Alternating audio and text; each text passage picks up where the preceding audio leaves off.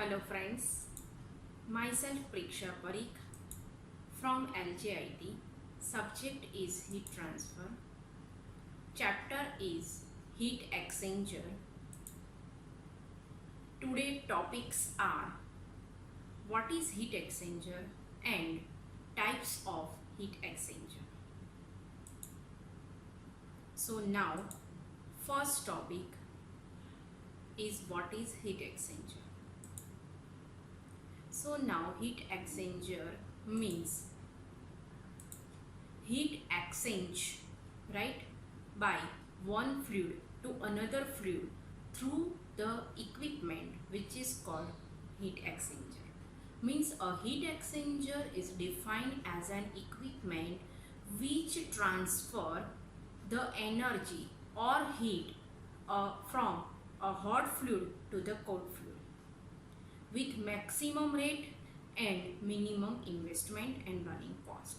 So this type of device is called heat exchanger.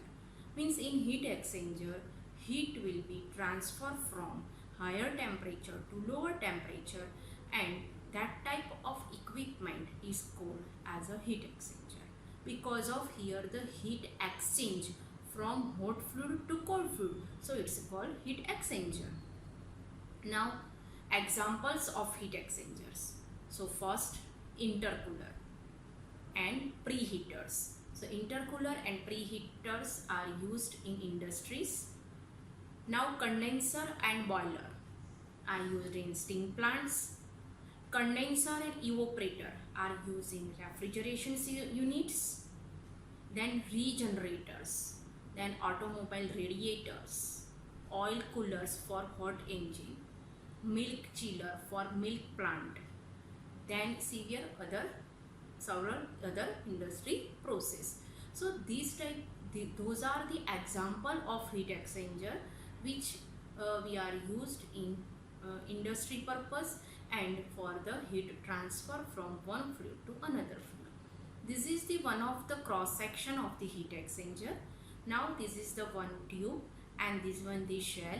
So this type of heat exchanger is called saline tube type heat exchanger.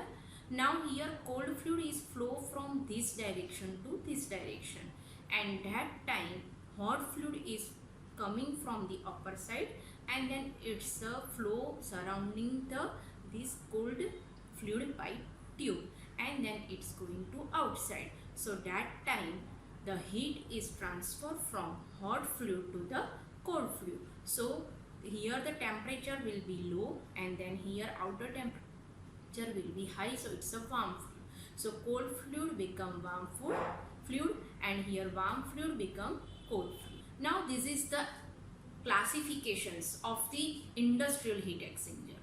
So here divide the classify in different applications. So first based on construction, second based on transfer process, third one based on surface compactness, third one based on flow arrangement, fourth based on pass arrangement, fifth based on heat transfer mechanism, and sixth is it based on phase of the process fluids. Now we take first construction. Means heat exchanger classified based on construction. So first one is a tubular heat exchanger. Second is a plate type of heat exchanger. Third one is a extended surface type of heat exchanger, and fourth one is a regenerator heat exchanger. Now in tubular heat exchanger means they have two tubes, concentric type of the tubes, and one tubes flows cold fluid, another fluids flow hot fluids. Then in plate type of the heat exchanger means here the one spiral space between the flow, and then that time the fluid is flow inside this type of the construction. So it's called plate type of heat exchanger. Now extended surface heat exchanger means here the provide the extra surface to increase the area of the surface to increase the heat transfer rate, which is called fins, right? So a fins type of the heat exchanger which is called extended surface heat exchanger. Then last one is regenerator. So regenerator is here the use the one type of fixed matrix which transfer the heat from one fluid to another fluid. So these four types are based on the construction. Now next one is a transfer process. So first one is an indirect contact type and second one is a direct contact type. Indirect contact type, the both fluid are flowing in different tubes and in different shell, and they heat transfer one fluid to another fluid indirectly. Now in direct contact system, the heat is flow, means hot fluid and cold fluid both are flowing in, both are passing in same tube, right? And at that time the mixing of the fluid, and due to the mixing the heat will be transferred. So this type of heat exchanger is called direct contact type of heat exchanger. So direct and indirect contact type of heat exchanger is based on transfer process. Then some surface compactness, right? So non-compact and compact means the it's based on the surface area density, right? So is a less than 700 meters square per meter cube, then it's a non-compact, and it's a greater than, then it's a compact. Now flow arrangement. So total three types of flow arrangement: parallel flow, counter flow and cross flow. In parallel flow both fluid are flowing in same direction. In counter flow both fluid are flowing in opposite direction, and in cross flow both fluid are flowing in right angle to each other. Now pass arrangement. Pass arrangement means single pass arrangement, and second one is a multi pass arrangement, right? So in single pass arrangement only one pass is provided to flow the fluid, and in multi pass more than the one pass is provided to the flow the fluid. Heat transfer mechanism. So heat transfer mechanism is based on two devices, evaporator and condenser. Means one heat exchanger is used to the condensation process, which is called heat transfer mechanism, and another is a use for the evaporation process, so it's called evaporator, right? So heat transfer mechanism is based on condenser and evaporator. Now phase of the process fluid. So when the heat transfer, so that time the which type of the fluid used to the transfer the heat. So cold fluid is also liquid and hot fluid is also liquid. So liquid phase, second gas phase or liquid gas phase. So those are the different type of the phase of the fluid which is used to the transfer the heat. So this is the basic classification of the heat exchanger. Now next topic. So we are taking the detailing of the heat exchanger with the based on the classification. So first one is classification of heat exchanger based on nature of heat exchange process, right? So that time we take total four types: direct heat exchanger, indirect heat exchanger, regenerators and recuperators. Now here we understand construction, working and their examples.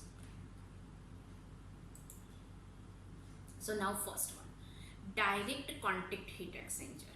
So this one the figure of the direct contact heat exchanger. Now here the steam is entered to this container, and that time here the cold water is also entered from this downward side.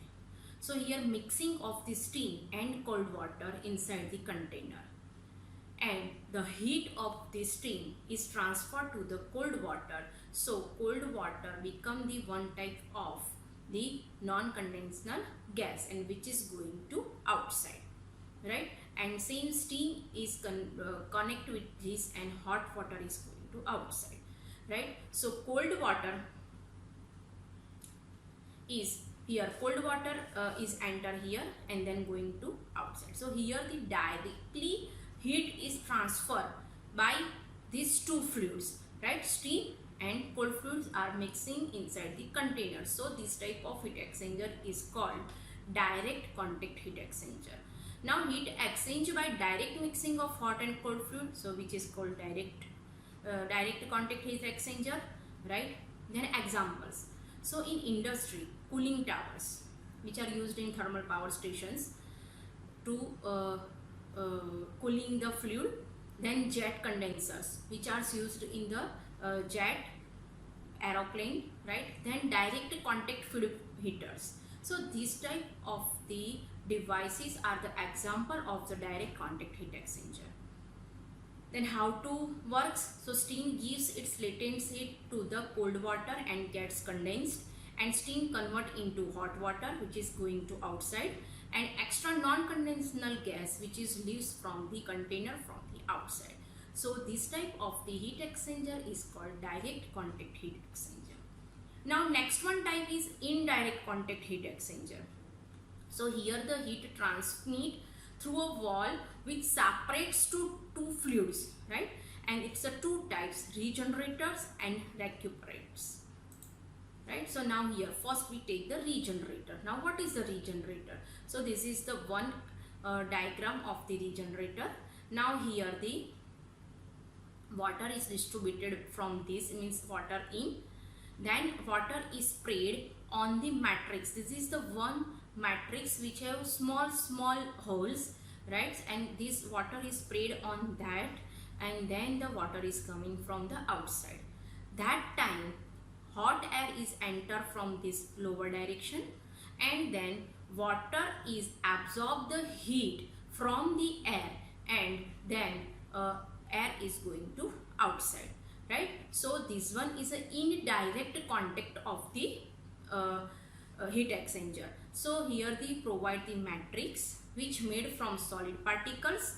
Heat transfer from one fluid to another fluid through these matrix or packed beds, right? And its example in industries are IC engine, it will be used in IC engine, gas turbine and air heaters.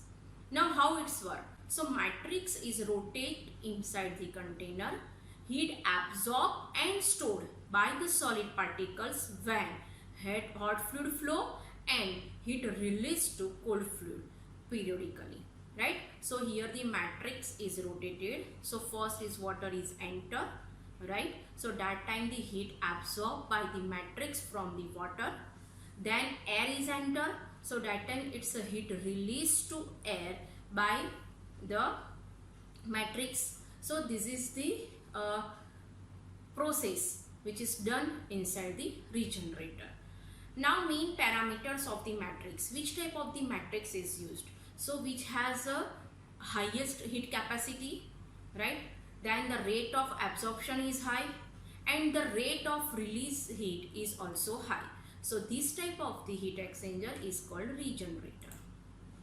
Now recuperators. In recuperators, they provide the wall which is separate to both fluids, right? So this one, here the one is fluid is flow and going to outside, and hot fluid is coming from this side and then it's going to, right, then this going to this one side.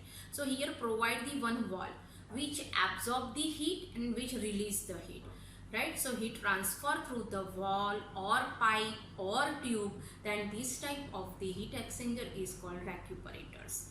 Now examples. So automotive radiators, oil coolers, milk chillers, which are the examples of the recuperators. And what is the advantages compared to matrix? So here advantage is that easy to construct, second more surface area is given, and third one more economically, because of here we put the one simple plate or one pipe or one tube, right? And here the, for example, this one the cold fluid is flow from this plate, that time heat absorb, means that time heat is released by the plate to the cold fluid and then going to warm fluid, it's outside. Now in next cycle, hot fluid is coming from this plate, is absorb the hot fluid, heat energy of the hot fluid, and then it gives to the cold fluid. So it's a cold fluid is going to outside, so heat exchange through this plate, so it's called recuperators. Now second type, classification of heat exchanger based on relative direction of fluid flow. So total 3 types. One is parallel, second is counter, and third one is cross. So first one is parallel flow of heat exchanger. Now in parallel flow heat exchanger, this is the one pipe and this is the one another shell pipe. So that time hot fluid is flowing from this direction to this direction, and that time cold fluid also flow in same direction of the hot fluid. Means when the two fluids flows in the same direction in the heat exchanger, so that type of heat exchanger is called parallel flow heat exchanger. And the heat transfer due to the temperature difference of the hot fluid and cold fluid. So this type of the heat exchanger is called parallel flow heat exchanger. So now this is the one diagram which is the length versus the temperature. So hot fluid temperature is a decrease with the length of the heat exchanger, and cold fluid temperature will be increased with the length of the temperature. So here the heat is released by hot fluid and heat absorbed by the cold fluid. So this one the outlet temperature, this one the inlet temperature. TH1, TC1 is the inlet of hot fluid and cold fluid, and both are inlet direction is remain same, and same outside temperature is a TH2 and TC2. So here TH1 is greater than TH2 and here TC2 is greater than TC1. Now examples, one is water heater, oil cooler, oil heater are the examples is a parallel flow heat exchanger. Okay. Now next one is counter flow heat exchanger. So in counter flow heat exchanger, heat exchange in opposite direction, means the two fluids flow in opposite direction. So here you can see that hot fluid is entered from TH1 temperature and then it's a release at this direction. So that time cold fluid is enter in opposite direction of the hot fluid. So both directions are opposite. So here you can see that the temperature TH1 heat is released from the hot fluid and this one the TH2, and that here same TC1 to TC2. So in parallel at a one time outlet temperature remain constant, but here in this type both temperature are different, right? So heat transfer due to the temperature variation in counter flow.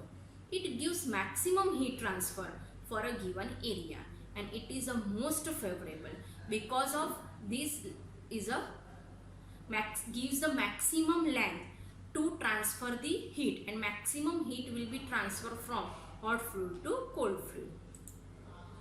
Now this one the cross flow heat exchanger. So in cross flow heat exchanger, the two fluid flow cross to another place by right angle.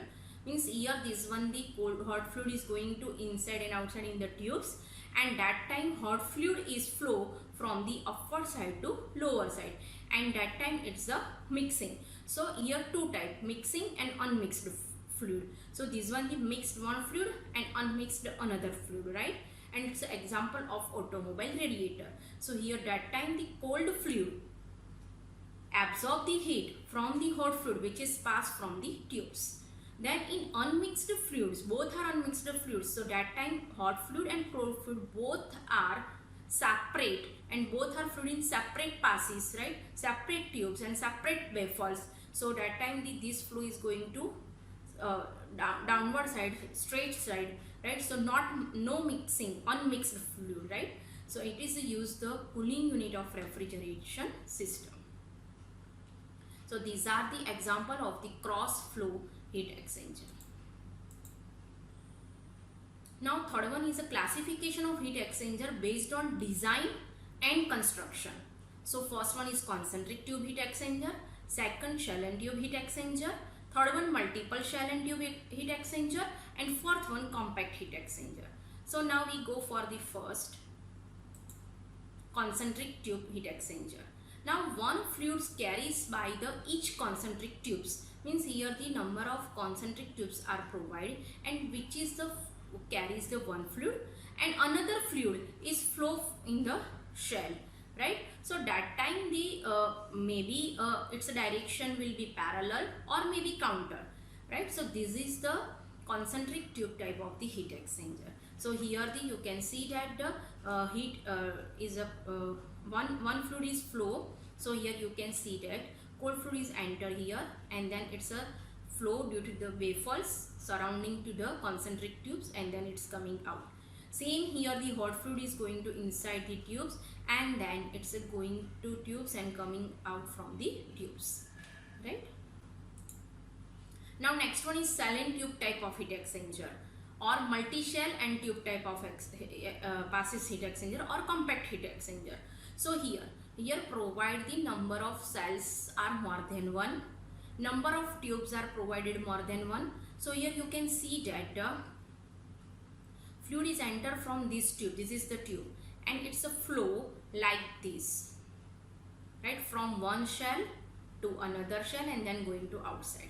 Same shell fluid is flow from this direction, so it's a flow here, it's a give the direction by baffles, and it's a flow like that, and that time heat exchange to the cold fluid, then one shell to another shell, right? So a bundle of tube enclosed in one chamber, then which is called the shell, right? Then second, multiple shell and the tubes passes are used for enhancing the overall heat transfer area and heat transfer rate. In compact heat exchanger, fins are also used to increase the heat transfer rate and heat transfer surface area. Next one, classification of the heat exchanger based on physical state of fluids. So condenser and evaporator. In condenser, condensation process is done. In evaporator, evaporation process is done. So now this one. So in condenser, the condensing fluids remain at constant temperature throughout the heat exchanger, and the latent heat of hot fluid transferred to cold fluid, that time the change of state of cold fluid, right? So here the in condensation of the fluid, so that time always cold fluid, right, it's a give the heat to the hot fluid. But here in condensation process and in evaporation process is based on latent heat. What is the latent heat? Heat will be absorbed or rejected due to the change of phase of fluid, but temperature remain constant. So here the fluid temperature remain constant, TH1 is equal to TH2, and that time cold fluid reject the heat to the hot fluid, so it's condensed. Hot fluid will be condensed and steam will be converted into water, right? But that time temperature of fluid remain constant. Now in evaporator, the boiling fluid remain at constant temperature throughout the heat exchange, and the latent heat of hot fluid reject to cold fluid at that time change of state of the hot fluid. So here saying this one, TC1 is equal to TC2, and evaporation means the heat is evaporate, means the evaporation of the fluid. So that time the hot fluid is transfer the heat to the cold fluid, and the temperature remain constant, but the change of this state due to the latent heat. So what is the latent heat in the evaporation process? So in evaporation process, due to the latent heat, temperature remain constant, but fluid will be change the state from liquid to gaseous state or solid to liquid state, right? So this type of is called evaporation or boiling.